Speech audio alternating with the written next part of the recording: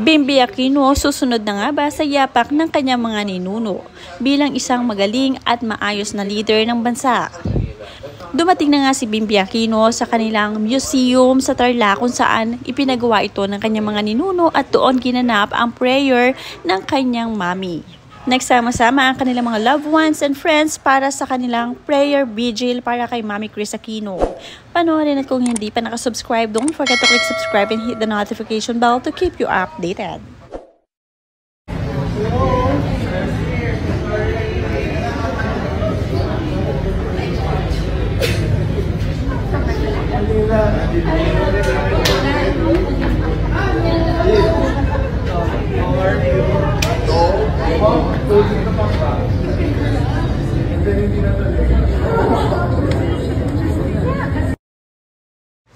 Marami ang natutuwa kay Bimby dahil nga tuwing makikita ng mga tao kung sino man ay napaka masunuring bata, mabait at very eloquent just like his mom. How time flies, the rightful replacement of Kris. In few years time, maging politician na ito like his Lolo Ninoy, Lola Cory and Tito Noy. Mula nga sa kanyang tagahanga, so much respect to this young man at 18 years old Bimby juggling his youthful and being his mom and kuya's caregiver. I hope people stop bashing him.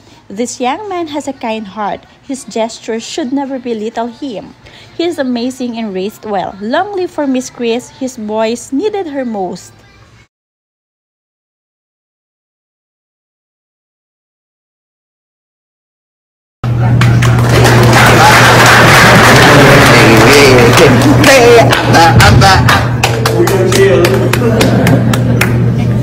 Wala po akong script, promise lang.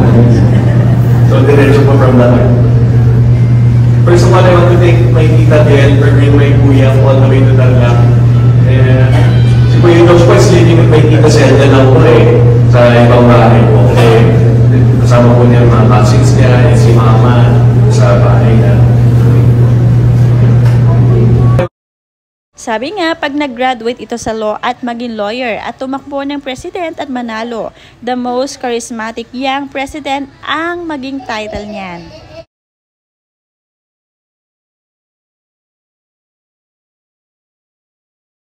I'll show you one story of my mom para mas-entertain.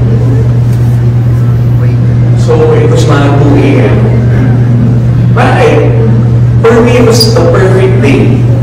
And when I was at school, I aced all my tests, math test mo, A+ mo, di ba? Grabe ba? It's mga 2 a.m. and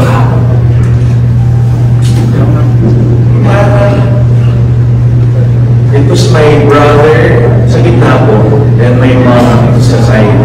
Saka we sleep together po we were all together. Kakalabas na po ako from the shower. And then my mom, said, "Uy, honey, let's sleep na." That's what she calls it, honey.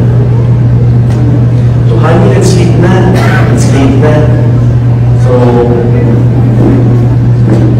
parang, that time, may kuya was semi-awake na po. So, syempre nag-move siya.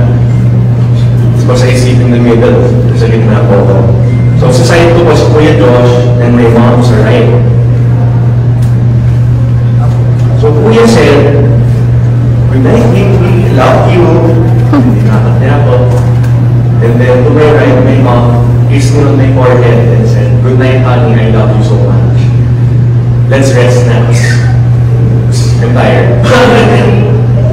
So, di ko lang po special yung moment na yan. Pero, you know the feeling mo na ang saya mo in that moment, parang pure happiness ko. Yan ang naramdaman ko po nung, parang for me the perfect day po is the ending ng mga po.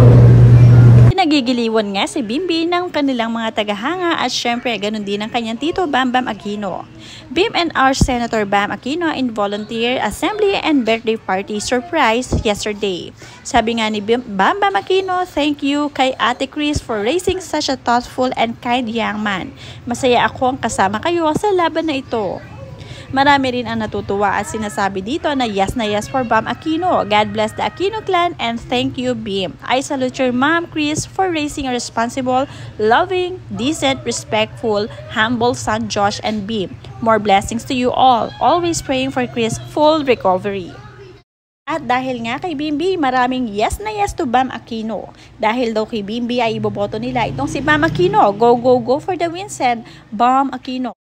Mula kay Jen Malvas, thanks Bimbi for the heart. You are a nice son to your mom. I love her so much. Dahil sa comics episode na Pido Dida na binidahan ng mami mo, marunong akong magbasa. We are both Queen of Hearts. Same birthday, February 14. I will include her mom. When my brother is there, when my mom is there, and we're all together po, yan po yung, that's the best part of my day.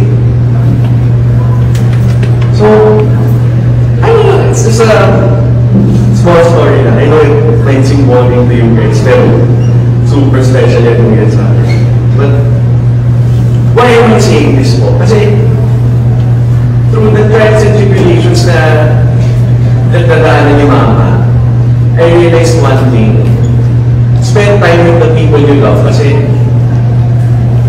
hindi siya forever po. Yan ang, that's what I learned for the past 3 years na may sakit si Mama. So spend time with people you love po and truly appreciate the moment you have them.